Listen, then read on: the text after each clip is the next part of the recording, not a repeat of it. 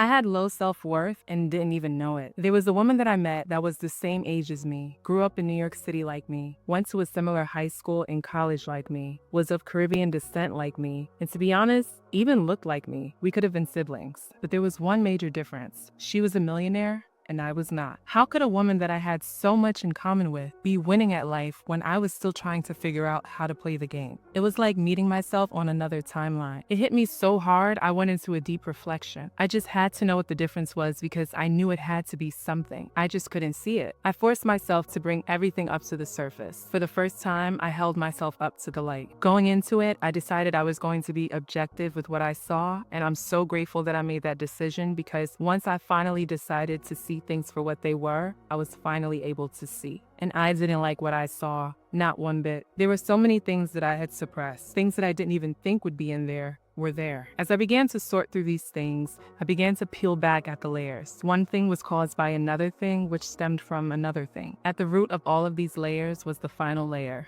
low self-worth. It hit me like a brick. This had to be a mistake. Low self-worth? Since when did I have low self-worth? I didn't see it coming. But in the midst of all this confusion, it was like a weight lifted off of my shoulders. Acknowledging this thing that went unknown for so many years gave me this peace in the middle of my pain. It is my hope that this video gives you the same peace. In today's video, I'm going to be giving my honest advice to anyone struggling with self-worth. A happy life is waiting for you on the other side of this video, so be sure to stick around until the end where I give my most important tip. And if you've never seen me before, hey girl, my name is Marsella, and on this channel, I teach women how to become their highest selves. So if that's something that you're interested in, be sure to subscribe. Let's dive into it. You need to hold yourself to the light. Take a good look at your situation and shine a light on everything that you are. You can no longer turn a blind eye to your shortcomings, the good, the bad, and the ugly. All of it makes up who you are. And to improve your self-worth, you can no longer turn a blind eye to your shortcomings. Instead, you need to look at yourself with the naked eye. You see, too many times we make excuses for ourselves or try to cover up our flaws. Things may have happened to us in the past, and instead of taking the lessons from those circumstances, oftentimes we find ourselves holding on to the pain. Because we don't allow ourselves to learn the lesson, we hinder our own growth.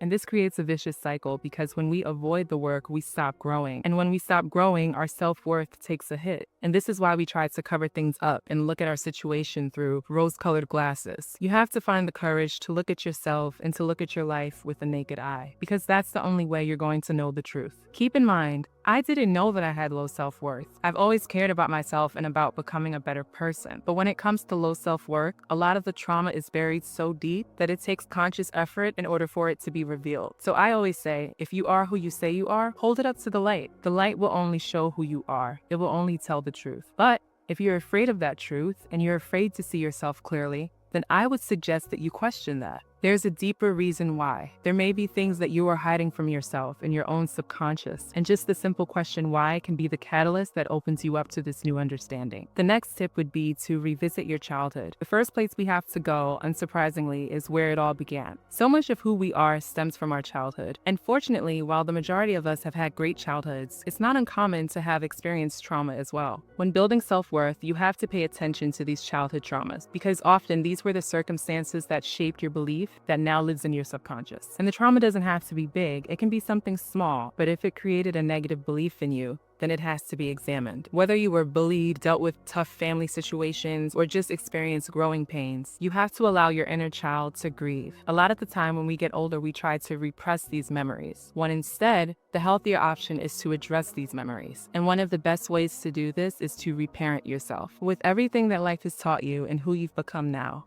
how would you show up for your inner child? What values would you instill in her? How would you want her to think about herself? You're going to need to walk down memory lane, and I will be honest, it is not going to be easy. And when you think back to those painful experiences, ask yourself what you would have done now. Not that you needed to do anything differently, but you've grown and now you know more. And that in and of itself is empowering. The next tip is you have to set boundaries. The most important boundaries to set are the boundaries that you set with yourself. When you hold yourself up to the light and when you revisit your childhood, you get very important information. You get to see just how much self-worth you have. And wherever you are, you now have a responsibility to protect yourself. You can no longer do the things that damage your self-worth in the first place. This is going to take some self-awareness, and it's going to take some connecting the dots on your end. Once you see the trauma, you're able to detect the actions and behaviors that stemmed from that trauma. These are the very actions and behaviors that you need to stop. And this is going to look different for everyone. For one person, they may struggle with negative self-talk, and now they have to set a boundary that every time a negative thought shows up, they shut it down immediately. For another person, it could be to stop drinking, so they have to set a boundary to not go to certain events where they know that alcoholic beverages will be served. For another person, it could be to stop being overly dependent on other people, so they would have to set a boundary that forces them to really question whether or not they truly need help with something or if they can do it on their own. You also will need to set boundaries with other people. This is especially true in friendships. While a lot of us like to think that we build friendships on our positive traits, a lot of the times friendships are built on negative ones. So if you built a friendship and connected with someone based on your low self-worth, that friendship is going to be disrupted when you begin to work on yourself. And for this very reason, you're going to have to set boundaries with these friends, as well as family members and even romantic partners. I'm not saying that you have to cut them off completely, but I am saying the dynamic of your relationship will need to change. You will also need to set boundaries with anything that influences you in general, which will take another step because you will also need to determine what influences you, but it is a vital step and a step worth taking. You would be surprised how much social media, film, and music affects our self-worth. Be very mindful of what you allow into your space, especially when you begin this journey. So if that means taking a step back from things until you feel more established, be sure to do that. The next tip is you have to address your weaknesses. Even the person with the highest self-worth has weaknesses. No one is perfect. But the good news is you don't need to be perfect in order to have high self-worth, but you do have to be educated. You have to know your weaknesses inside and out. There should be no surprises to you about your shortcomings. You should know them like the back of your hand. Where they come from, how they affect you, what triggers them, all of it, because this allows you to work through them. I want to be very clear. Not every weakness we have can be transformed into our greatest strength, but we can make improvements. We can learn how to deal with them and how to keep ourselves protected. And you'll be better able to position yourself to use your strengths instead. And being able to show up in your strength is a sure way to boost your self-worth. The next tip is you have to build new strengths. Contrary to popular belief, it's not enough to heal. You have to develop yourself as well. Every person has their own strengths, but they need to be developed. You have to do the work to take good to great. To reach your highest level of self-worth, you're going to have to add new skills as well. Our self-worth is tied to our competency, what we can do. Not for the praise of others, but just as our own personal metric. We do value what we can do for ourselves and how much we know about ourselves. So I encourage you to make emotional intelligence one of your strengths. Being able to understand your emotions is key to developing self-worth. When you're able to assess how you're feeling, you're able to take action when it is necessary. And the final tip is you have to get rid of your old self. If you take nothing else away from this video, there is something that I want you to understand. There's a version of you that has low self-worth, and there's a version of you that has high self-worth. You have to make a conscious decision to not have low self-worth. Even if it is something that you struggled with your entire life, you have to decide that today it ends. And depending on the intensity of your decision, your old self will slip away fast or slow. But either way, it will cease to exist. Just as I met myself on another timeline, you will have to do the same. Choose to have high self-worth. Visualize yourself as a woman with high self-worth. What does she do in her day-to-day? How does she treat others? How does she respond in a conflict? How does she see herself? How does she show up to the world? How does she feel? When you visualize her, you allow yourself to become her. So choose to have high self-worth and experience all of its benefits. I hope you found today's video to be helpful. Let me know which tips stood out to you the most. If you've made it to the end of this video,